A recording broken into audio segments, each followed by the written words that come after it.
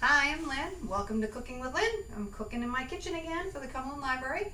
Been doing this for quite some time now and going to keep doing it as long as people keep watching. So welcome back to my kitchen, and I'm making French onion soup today. So probably most of you, if you haven't had it, you know what it is. If you don't like onions, this isn't going to work for you, but it's very simple. And parts of it you can do ahead and then cook off later. So the broth part of it you can do ahead, and then you can just put it in the crocks and bake it off later on. So you could do part of it in the morning and then cook the rest of it later. It's sort of served in restaurants as an appetizer, but it can be very hearty. It's got bread and cheese and can definitely be a meal. Pair it with something else, and maybe a salad or something a little bit lighter, because it tends to be a little heavier with all that cheese and bread. But I'm going to make this recipe serves 4, so I'm going to do that. I've got my crocks all set to go, and I've got them on a baking sheet with some foil because they are going to bubble over. They always do. A little messy, and you don't want your oven to get all that mess. So I'm going to tell you what you need. Obviously onion. I've got 4 good size onions here. I'm going to cut those up. I've got garlic powder. I've got Worcestershire sauce, beef broth, salt, pepper, butter, and some crusty bread. And also my cheese is still in the fridge. I like to keep it cold until I'm ready to slice it because it's easier to slice. If it gets too warm, it'll be difficult to slice. And if you can't slice it, you can just shred it or whatever. It doesn't matter. You can use shredded cheese too. I would use Gruyere. I couldn't find a good Gruyere. That wasn't $1 million, so I've got some really good cheddar that I'm going to be using. So really any cheese that's a good melting cheese, Fontina, anything that you like that's a good melting cheese. So yeah, that's pretty much it. Butter, I don't know if I forgot anything, but you'll see on the way, and the recipe will be posted. So I'm going to get started slicing my onions. That's going to take a little bit. Don't know how many people like French onion soup. I think most people do, unless you really have an aversion to onions. Kind of an adult meal. I don't think many kids would be too fond of it. But you never know. You try it on your kids. I looked up the history just for fun, just to see, what the history of French onion soup is, and it actually dates back to the 1800s. And actually in France. Well, actually it didn't originate in France, but it ended up in French kitchens in Paris. And the first cookbook it was in was from the 1831. So it's been around a long, long time. So obviously lots of people like it. And there's tons of variations also. Some of the recipes have wine in it. I don't know. I'm not sure. I'm sure you can probably taste it, but I'm trying to keep it simple. And I don't always have wine in the house, and I don't like to run out and buy a bottle just for that. I'm not a big wine drinker, so for me to run out and do it just for that. But you certainly can if you want to. It'd be a white wine, a good white wine, something that you would drink. Some people think, if you're going to cook with wine, just get something cheap, but you really shouldn't do that. You should cook with something that you would drink, because it would affect the taste. Alright, this is going to take me a couple minutes. As I usually do, I'm going to pause for a sec and be right back. Alright, the onions are all cut up.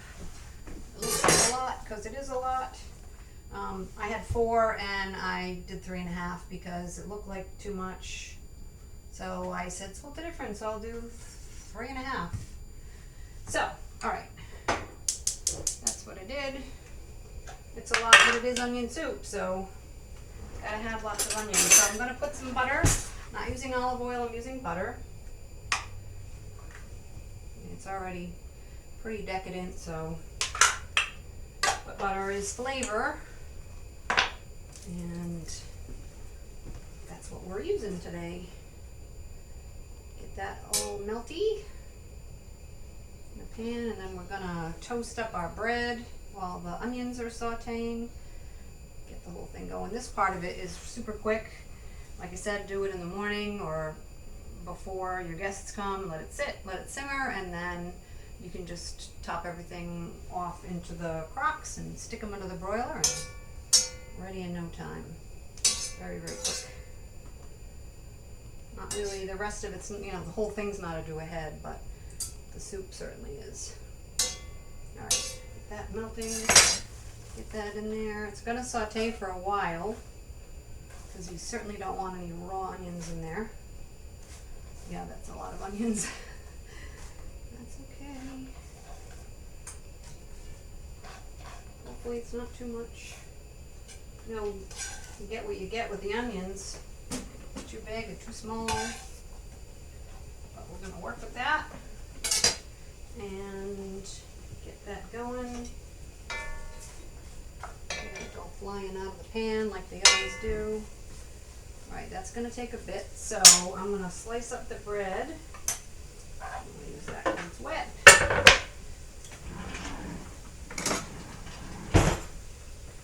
And this is kind of small, this bread.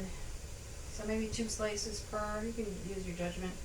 So kind of thick, thickish.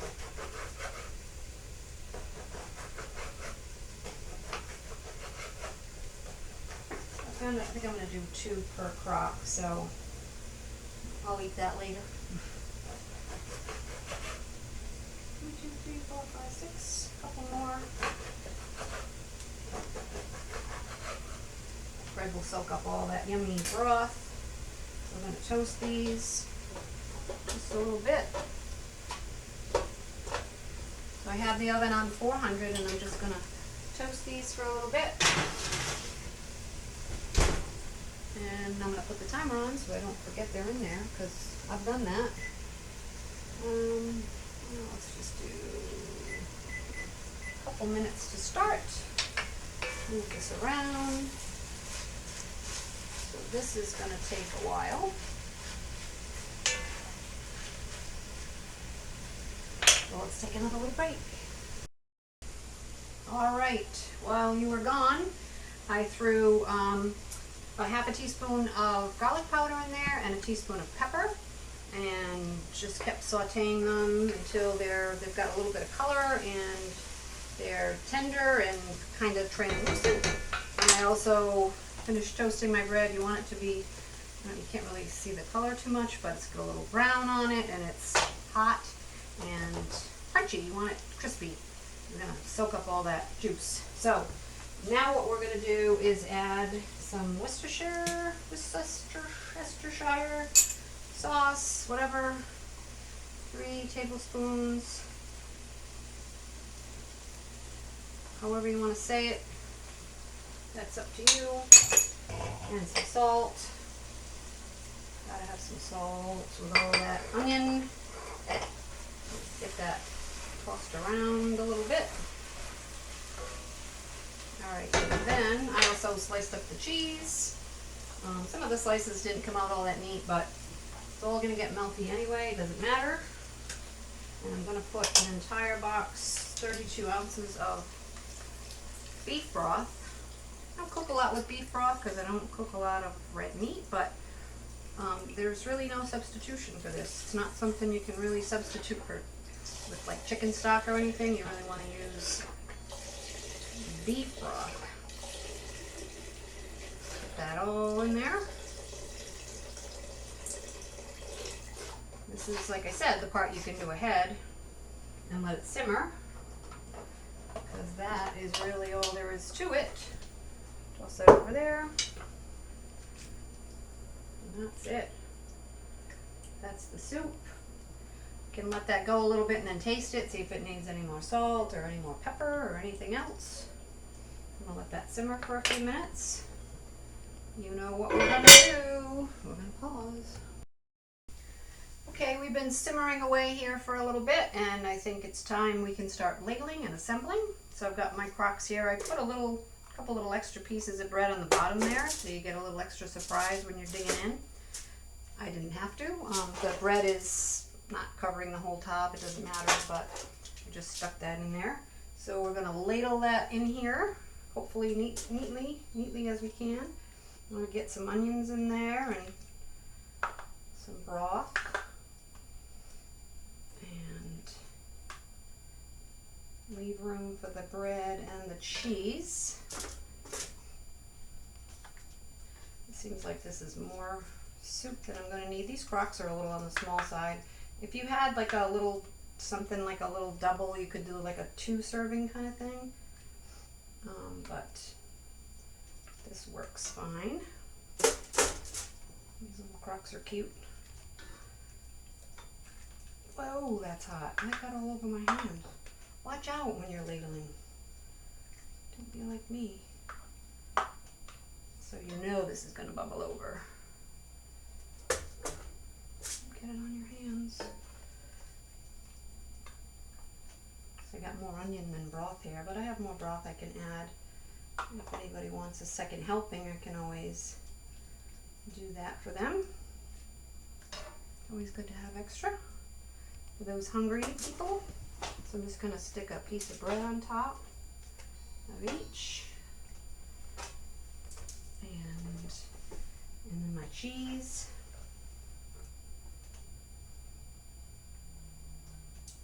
Kind of glad it's breaking up because it makes it easier. Just stick it on top there. It's okay if it gets pushed down. If somebody likes less cheese, you could do that too. More cheese. It's really about the cheese though. Okay. You know it's gonna bubble over. It'll be a mess.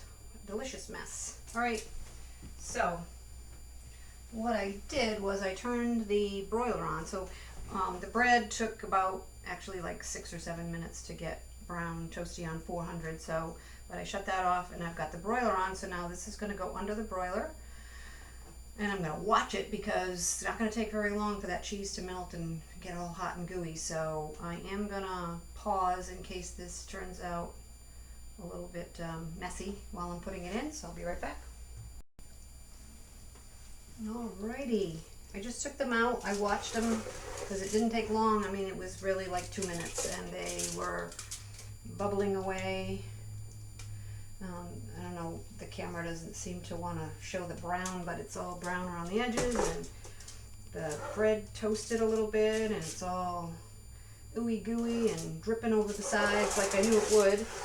And so it's super hot, so be very careful. I'll put that on another like little serving dish and maybe give it a little color, a little green, some parsley over the top, maybe a little fresh thyme, and that would be super yummy. So if you weren't going to serve this right away, you could just let it sit and then you could pop it under the broiler again just to remelt the cheese, but best served right away and hot. And I hope you enjoy it. I hope you check out my other videos. There's a whole bunch listed on our YouTube page. And we've got all kinds of great stuff. A lot of stuff is still virtual because of COVID. We got Spice Club and crafts and all kinds of things for the kids and things for the teens. And so check it out. Check out our Facebook page, our website, crumlinlibrary.org, and the YouTube page. Make sure you subscribe and check out other stuff. February we've got rough puff pastry and vegetable curry, courtesy of both my sons actually. My youngest son is going to do rough puff pastry, and my other son, he's not going to be here to do the video for curry, but it's his recipe and it's super yummy. And so I hope you come back and check that out, and I will see you soon.